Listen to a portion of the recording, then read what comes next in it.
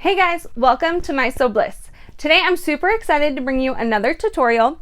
Today I'm going to do something a little different. It's not sewing related. You don't need a sewing machine. All you're going to need is some yarn and your hands and maybe some scissors. So what I'm going to be showing you is a quick and easy way to make a crocheted blanket with your hands, by hand. It's all super easy. This is going to be like the straight way to do it. This is the most basic way to do it.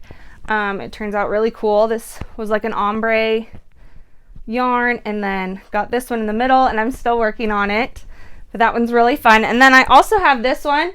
This one is a crisscross pattern that I can show you guys how to do it. I'll probably make a second video for the crisscross one, so that way you guys can decide which one you want to do. That one's a little trickier, but not bad at all. Once you have the step down, you can just sit down in front of a movie, TV show, and create and make this really cool, really soft and comfy blanket. I love how mine turned out, and I'm super excited to show you guys how to do that today. So like I said, I'm going to be showing in this video how to do this straight stitch one. So this is the front of it. This is the main part, and then this is what the back looks like. So it's similar to crocheting. I actually don't crochet at all, but I just saw this tutorial and saw this in the stores and thought, how cool would this be to make? And I wanted to show you guys how to do that. So you get balls of yarn that look like this. About 6 to 7 of them is what you're going to need. For this one that I'm making right now, we found some jumbo ones at Hobby Lobby. So we got 2 jumbo ones and then 4 of these little ones to go in the middle. And that one is supposed to be for my husband, so it's supposed to be a little bit bigger. Whereas this one, I did 3 white and then 2 gray in the middle and then 3 white. And they were a smaller yarn. So you're just gonna look for this kind. It has little loops. So if you've crocheted before, you create your loops when you're doing that. But in this, they already have it created, so you can just do it by hand. And it's super fun and relaxing. And like I said, I just sat in front of the TV and would do it then over the holidays, and it was really fun and I really enjoyed it. So let me show you how you get started. And to be honest, the getting started, the first and second row are kind of the hardest for me because you're trying to keep it all organized and not confuse the 2 rows. But after that, it went smooth and really well. So don't get frustrated if you're just on the first 2 rows. Make sure you can continue on. This one I actually messed up on the first couple rows. And I didn't undo it because I was just ready to do it and get it done. So I just left it and it still looks good. So just practice, try it out. If you do need to take some stitches out, that's okay. It'll be amazing, I'm sure. So let me show you how I got started doing this. So your first step is going to be deciding how wide you want your project to be. Now, you don't have to just make a blanket. You could also make a scarf. I was kind of trying to consider how I could make a hat. I haven't figured that out yet, but I'm going to say it's possible. And I'm sure there are other things that you can make. For my blanket, I did 65 or 66 loops long, and so I just counted them out to begin with. On my husband's, I did do 66 wide, and so yeah, it's all about preference and how much yarn you want to use, because obviously the wider it is, the more yarn you're going to need. So for this project, this one right here, I'm just going to simply show you, so I'm going to do it a little bit smaller. I am going to start with a few of these loops at the end. I'm going to cut them just at the edge so that it makes a longer tail right there. And that way I can tie it in later on. So that I just end up like tying onto my loops, and that's how you start and end it. So our first thing, again, like I said, is I'm going to count them off. So I'm just going to do 10 for this project right now. So 1, 2, 3, 4, 5, 6, 7, 8, 9, 10. Okay, so here are my 10. And then on the 11th one, I'm going to take it around to the back. So my 11th one is this white one right here. Number 10 is going to be this dark one. And this is the only time you're going to have to count them. But then I'm going to take the back one, so number 11, and I'm going to put it through number 10. So it's going to go from the back up and go up to the top. So that's creates like one loop. And then I'll go to the next one. And it's kind of hard when it's like ombre like this, and we noticed with darker colors as well, it's a little more difficult. So just kind of try and keep track of your loops. If you miss a loop, that's okay. You can always tie it in later, or if you want to, you can unpick stitches and then go back. But don't worry, because it'll still look just fine. I've done it a few times on mine. So then the next ones, this would be loop 12 going into loop 9. And again, go from the back and pull it up. And I just pulled the whole loop through and set it up. And one of the things that I was concerned with at the beginning was that the loops would come undone and I would have to hold all 66 of them in place, but that's not the case. They kind of just stay there. Okay, so then we go to the next one, and again, goes through and up. And I just do that all the way down in the order of them. So this is what makes it straight, is that I'm just going in order. Oh, that one might not have been the next one. This one's a little twisted, and I found that some of my yarn was a little twisted, and I had to untwist it before I actually started the project. There we go. Those two were just put together. Okay, so then again, put that one through and pull it up. So you can kind of see it's starting. And it's nice to do it on a tabletop like this. If you were just sitting in a chair, that's when it kind of gets confusing of like, okay, what is what? Because you want to make sure you know this is your bottom thread, this is your top, and keep those in line. So then just keep going down until we reach the end of our row.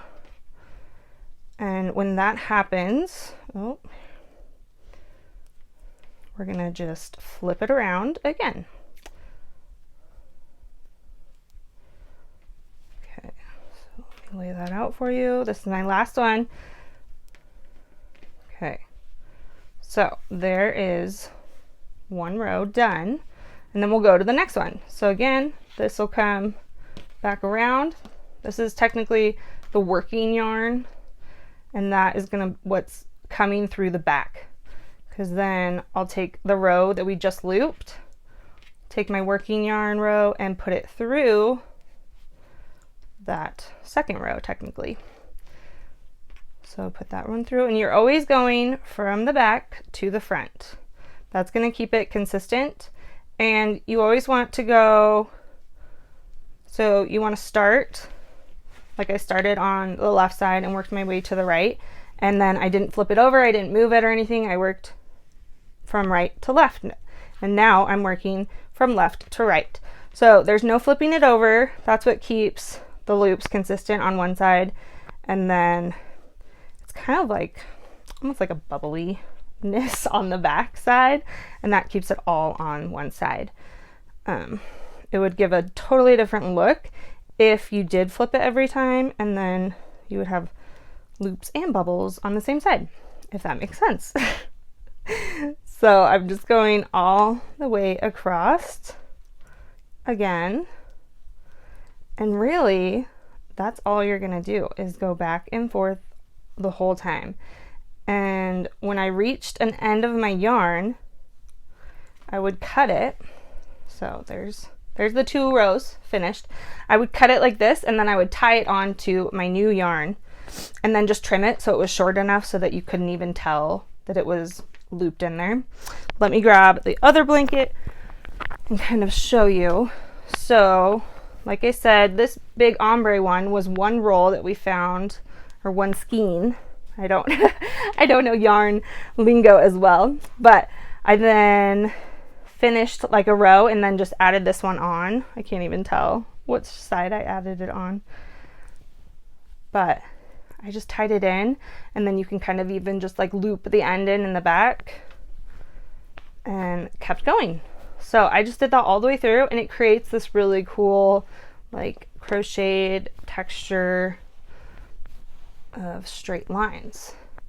and I just love how it turns out. So it's super relaxing to do, especially in front of the TV. I'll keep saying that because I just loved it.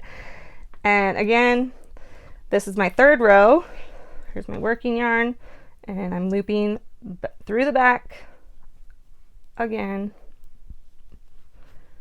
and just making sure I go to the next loop and I'm not skipping loops. And it just continues on down, just like this. And then once I'm done with this row, I'm going to show you how I actually finished off that row, like the very top of it. Once you're like all done with a blanket or your scarf or whatever you're making, and you want that to be the last row, you're going to take it, and instead of including any more of this yarn, I'm going to take the one on the end and the one next to it, and I'm going to put the one next to it through the one on the end, and then pull it back. The second one, that is, I'm pulling back. And then the third one is going to go through the second one, and I'm going to pull the third one. And it's going to create this lovely finished edge for us, just right along here.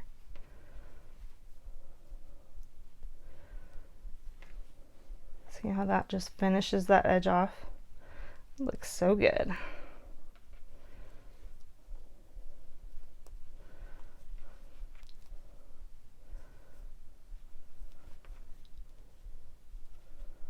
Just like that. And then just like that. And then I would actually take that and tie it in. Take the ends or tuck it in. Just like that, and that finishes that part off for us. So technically I would cut that and tie it in. And like, just like I said earlier, this, I could tie it in one of my loops, kind of create a knot in there, just like so, and then cut that off, and you won't even notice because it's so fluffy. It just looks so good right there. So that is how I would do the straight loops. So I'm gonna make another video and show you how to do the cross one, just so it's not as confusing in this video as well. So look for that video if you're wanting to do the cross hatching look. This is gonna just create that straight look. So that's a small piece for you, and that's what the back's gonna look like. So that is how you're going to create this straight crocheted looking blanket by hand. Like I said, the more you do it, the easier it's gonna get, and it goes by pretty quickly once you get the hang of it. So just be patient at first, and I'm sure you'll get the hang of it real quick and be able to whip out these beautiful, soft, and cozy blankets. They would make the perfect gift. Kind of sad I didn't do it already for Christmas. If you guys have any questions or comments, you can leave them down in the comment section below. I'll leave links down below for the skeins of yarn that I used that I can at least find online. I did buy the ones for this blanket at Joann's, and then this gray and white and black blanket ombre look, that one, all those are from Hobby Lobby. So it just depends on what colors you want, and you can try out all your different crafting stores that have yarn. So make sure to subscribe and give this video a thumbs up, and I will see you guys next time. Bye!